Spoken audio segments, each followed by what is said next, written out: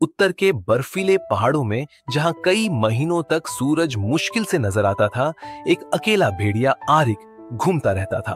उसका झुंड सालों पहले एक बड़ी बर्फीली दरार में गिरकर खत्म हो गया था।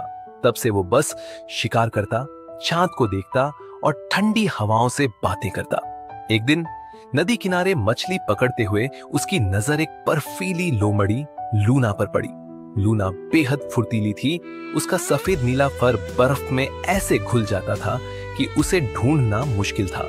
वो भेड़िए से बचकर दूर चली गई, लेकिन उसकी हल्की सी मुस्कान आरिक के मन में रह गई। दिन बीतते गए, कभी शिकार करते, कभी पानी पीते, कभी तूफान से बचते। उनकी राहें टकराने लगी।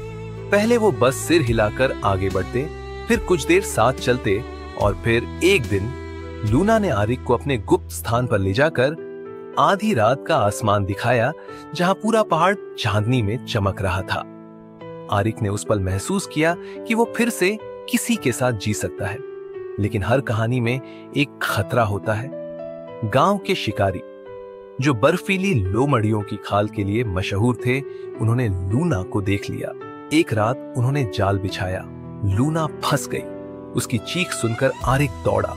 बर्फ पर उसके पंजों के निशान ऐसे थे जैसे किसी ने आग पर भागा हो।